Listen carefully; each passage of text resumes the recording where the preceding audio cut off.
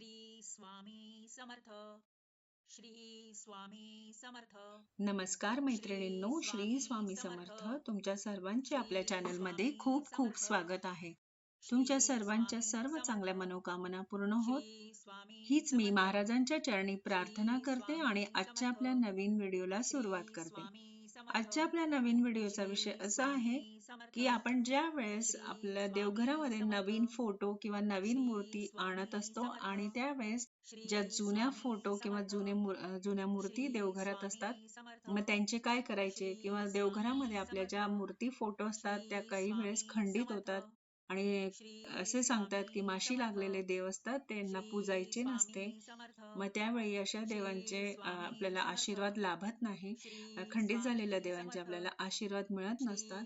तर त्यावेळी मग आपण अशा वेळी काय करायचे, कशा प्रकारे विसर्जन करायचे, हा प्रश्न अनेकदा खूप जणांना पडला असेल आणि पडत असेल.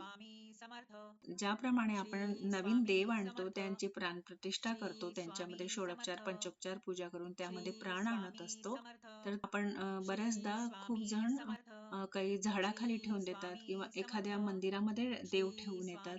तर हे योग्य नाही. तर आपण त्यामध्ये प्राण आणलेले आहे त्यांचे, तर त्या अशा वेळी मग त्यांच्यामधले ते देवत्व आपल्याला काढून घ्यायची असते.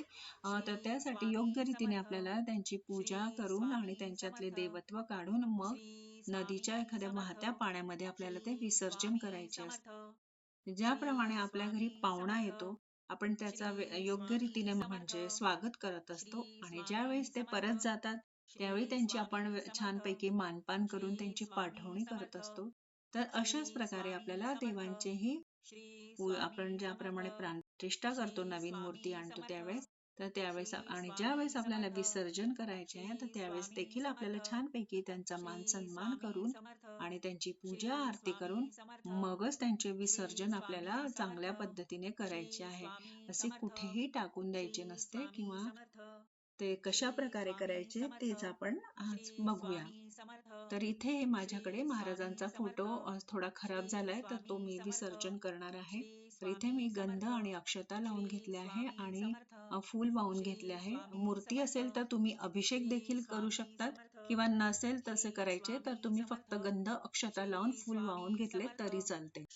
आणि इथे ज्यावेळेस आपण विसर्जन करतो त्यावेळी आपल्याला दही भाताचाच नैवेद्य दाखवायचा आहे. आपल्या सोयीनुसार खडीसाखरेचा वगैरे असा कोणताही नैवेद्य दाखवायचा नसतो. आणि इथे आपल्याला जी कोणती आरती येत असेल ती आपल्याला आरती म्हणून अशी आरती करून घ्यायची आहे.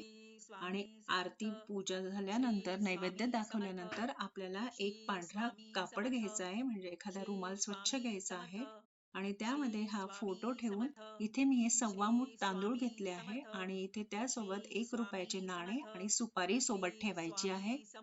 आणि जो दही भाताचा नैवेद्य आपण ठेवला होता तो देखील त्यासोबत ठेवून घ्यायचा आहे. आणि इथे एक आपल्याला मंत्र म्हणायचा आहे, तो म्हणजे असा: यातु देवगणा सर्वे पूजा मदाय पार्थिवा इष्टकाम सिद्ध्यर्थ पुनरागमनायाच. हा मंत्र म्हणून घ्यायचा आहे आणि त्यानंतर देवांना आपल्याला माफी मागायची आहे की आजपर्यंत तुम्ही आमच्या घरात होते आणि तुमची सेवा करताना आमच्याने काही चूक झाली असेल तर आम्हाला माफ करावे. तर अशा प्रकारे माफी मागून आणि अशी पोटली तयार करून घ्यायची आहे. मग आपल्याला त्यांचे वाहत्या पाण्यामध्ये विसर्जन करायचे आहे. आणि इथे जर असेल, हा इथे फोटोवर जी फ्रेम असेल त्याच्यावर जर तो कागद निघत असेल तर तुम्ही तो काढून घेऊ शकतात, म्हणजे ते वेगळ्या कागदाचे चांगल्या प्रकारे विघटन होऊन जाते आणि त्याचे विसर्जन चांगल्या प्रकारे होऊन जाते. तर अगदी लहानशा माहितीसोबत आजचा व्हिडिओ इथंच थांबवते. झालेली सेवा महाराजांच्या चरणी रुजू करते. व्हिडिओतली माहिती आवडली असेल तर चॅनलला लाईक शेअर सबस्क्राईब करायला विसरू नका. पुन्हा भेटूया अशा छानशा नवीन माहितीसोबत, नवीन व्हिडिओ सोबत. तोपर्यंत सर्वांना बाय आणि श्री स्वामी समर्थ.